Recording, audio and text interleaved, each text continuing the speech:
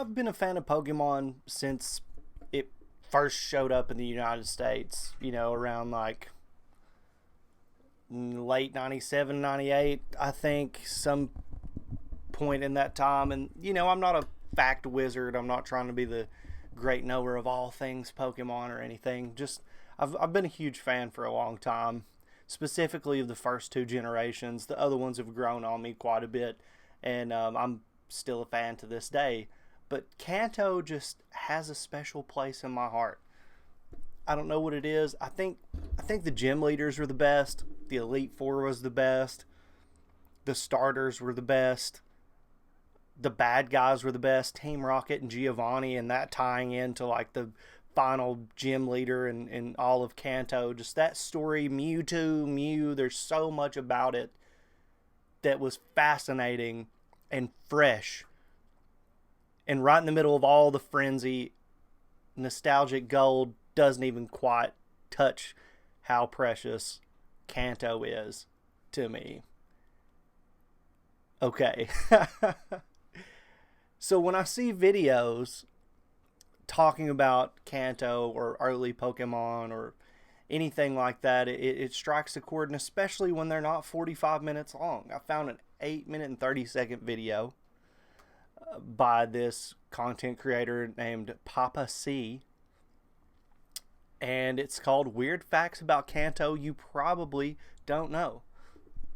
It's about the Pokemon game, so I'm going to go ahead and bring that up. Let's check this one out.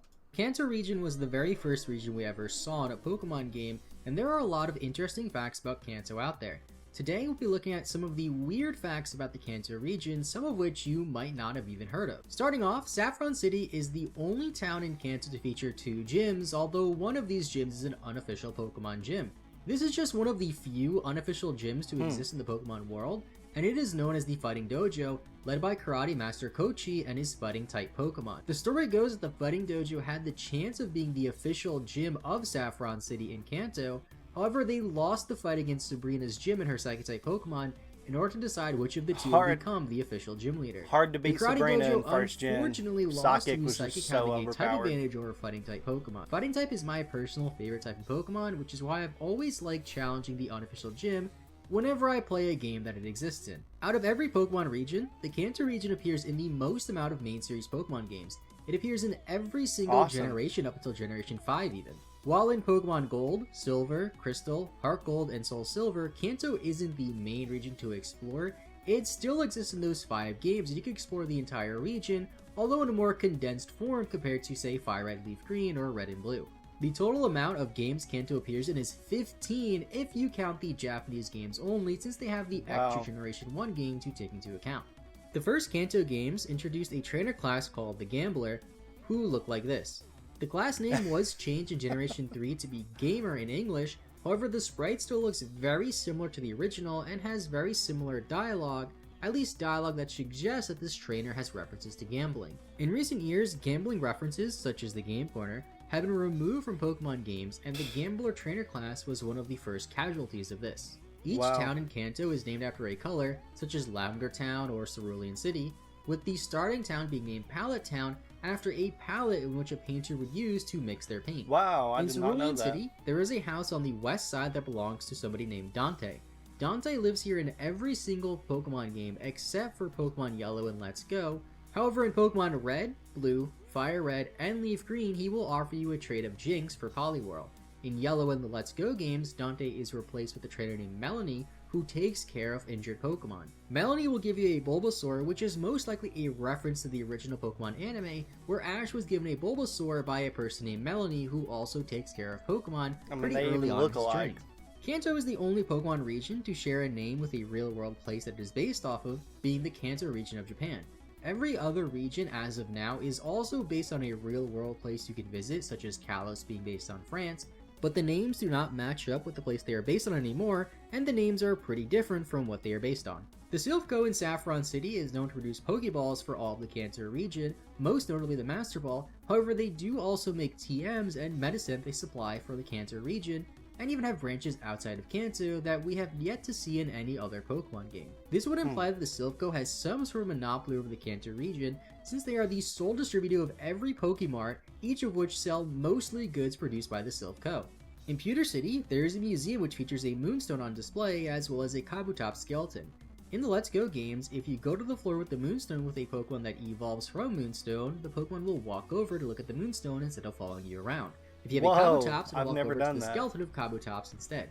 On Cycling Road, one of the signs breaks the fourth wall. It says, "Don't throw the game, throw Pokeballs instead," implying that if you get upset over not being able to catch a specific Pokemon, instead of being frustrated and throwing your game, just keep throwing Pokeballs and keep trying.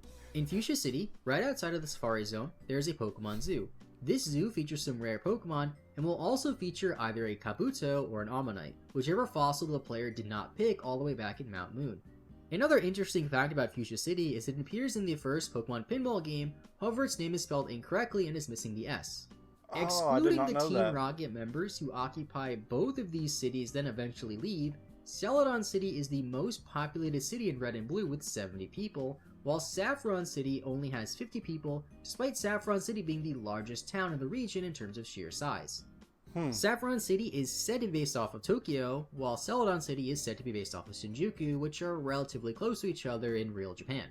Vermilion City is the only city in the Kanto region which has a harbor where boats can come in and out of, unless you count the Sevi Islands. 3 different boats come here in Vermilion City throughout all of the games feature Kanto though, including the SS Sand, the SS Aqua, and the Sea Gallop. In the same harbor in Vermilion City, there is a truck that was infamously rumored to have a Mew hidden under it. The truck is out of frame when the player would normally be here in Red and Blue, but can be seen if you manage to go out of your way to avoid the SS Sand until you get Surf, usually done by trading over Pokemon with Cut, which is normally needed to progress in the game, which you can only obtain on the SS Sand. In Fire Red and Leaf Green, the harbor has a little bit of a different layout, but there is still a truck that can be found to pay homage to the old Mew rumor. Unfortunately, there's no Mew under this truck, but you do get a Lava Cookie, which is a pretty useful item. This truck even reappears in Let's Go Pikachu and Let's Go Eevee if you surf on the right side of the dock and head over a little bit until you see a very similar truck. In Pokemon Fire Red and Leaf Green, there's a key item called the Teachy TV. There's a show on it hosted by the Pokédude, who is the grandson of the old man of Viridian City, who teaches you how to catch Pokemon in the original Red and Blue games. The show teaches you the basic things about Pokemon, like how to catch Pokemon, and is filmed on Route 1. He is also the twin brother of somebody named Maximo, but Maximo only appears in the Johto region in Heart Gold and Soul Silver. The name of the Pokédude was never revealed in Fire Red and Leaf Green, but we later learned that his name was Primo, which, like his twin brother's name, Maximo, means of high prestige. Also on Route 1, you can find an employee of the Viridian City Pokemart. He will give you a potion, however in Pokemon Red and Blue, the Viridian City Pokemart doesn't even sell potions. The word used to describe someone or something from the Kanto region is Kantonian, as we learned with the Kantonian Gym all the way in Generation 7. This was never the official term for somebody from Kanto until Generation 7, meaning we went over 17 years before having an official name to describe somebody from the Kanto region being Kantonian. Outside of Japan, the Generation 1 Pokemon games never actually referenced the Kanto region as being Kanto.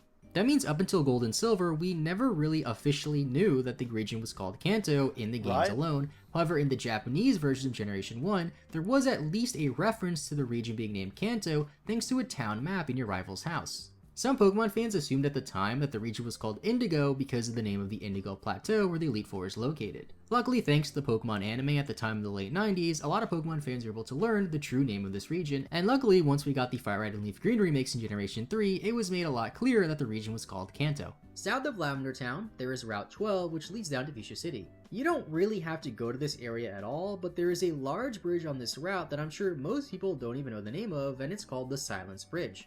The reason why it's called the Silence Bridge is because there are fishermen along it that want silence for fishing to make fishing a bit easier, and because there's a sleeping Snorlax nearby that nobody wants to wake up in anger. I actually speculated that it being named the Silence Bridge could have something to do with the nearby Lavender Town and the Pokemon Tower due to their proximity, but that doesn't seem to be the case. In German, Lavender Town is called Lavandia, but in French, Lavandia is the name of Mauville City in the Hoenn region.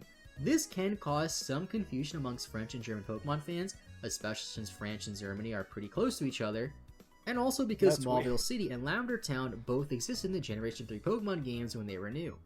And those are just some of the many weird facts about the Kanto region. Let me know in the comments down below what your favorite facts about Kanto are, and also be sure to leave a like if you enjoyed the video, since it helps the channel a ton and helps YouTube promote the channel, which is great, and subscribe so you don't miss any future Pokemon videos from my channel. And with all that being said, I want to thank you all so much for watching. Hope you all have a great rest of your day. I'll see you all next time. So good stuff. Some stuff that I didn't know. I had no idea that Kanto was not made known in the American games until, you know, Fire Red and Leaf Green came out. I was totally unaware of that. I do remember it being called Indigo. I know the Indigo League. Wasn't that the name of the original anime, Pokemon Indigo League? Something like that. Maybe I'm wrong. I usually am. The Mew thing. The Mew thing was huge because everybody wanted this guy. It was like the 151. It was like a leap into the next generation of Pokemon. It was the hidden character that wasn't attainable by any normal means on the game. I remember, you know, Missing No being the rumor. Underneath the car, if you flew here and you swam here and you had this many Pokeballs and you did this. There were so many rumors about how you could catch Mew. I think he was an event Pokemon exclusively. Like, and you never know, the YouTube videos that are doctored and people are hacking their ROMs or whatever. You never know how people are legitimately catching Mew. I'm still not 100% sure. I'm sure I could do some research and find out. But for me, I've moved on past the whole Mew thing in Gen 1. Those games are almost completely unplayable for me at this point. Fire Red and Leaf Green is about the only way that I can go back too far and still be okay. That's just me. It's tough to go back and play the original Gold and Silver and the original Red and Blue. It's just tough. I do enjoy Sword and Shield. I do enjoy my favorites are Heart Gold and Soul Silver, which you can go back to Kanto in. Obviously, one of the most popular Pokemon games ever for a very good reason, and I absolutely love it. And the bit about don't throw your game, who did that? Like, throwing your controller, I kind of get, but never with a handheld. Have any of you gotten so mad at a handheld game that you just chuck the damn thing across the room? Really? And if so, maybe some counseling. I get the controller, but chucking the game is a bit or to even go the step further and just be like, damn thee, and pull the cartridge out and just chuck that. I don't know. Let me know about your temper tantrums. I'm very curious. Another nugget that I got from this was that the fighting gym, like Sabrina snuffed out the fighting gym. I didn't know that. She took over the city. She took over the town. She told them, get lost, boys, with your kung fu fighting. I got psychic powers. Now, the overpowered psychic Pokemon in the first gen games, I mean, it's stuff of legends. I think it's well known that you rue the day you cross a psychic Pokemon in that game. They're just so OP.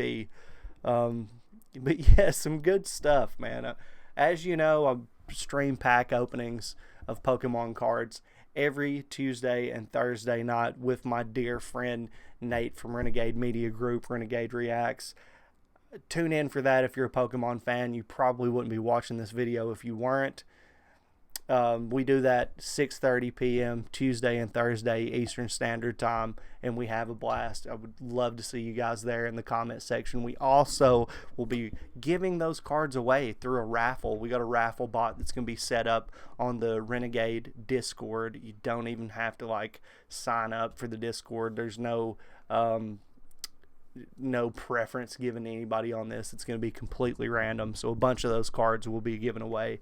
Do you have any facts about Pokemon that you find just extremely interesting that you want to share with me? I would love to hear those. Any video recommendations that you have that you would like for me to react to, myself and my girlfriend Nikki, or even myself, my girlfriend Nikki, and our pup Shorty, we would be glad to see it. But I think that's going to do it for this video. Until next time, I'll see you guys.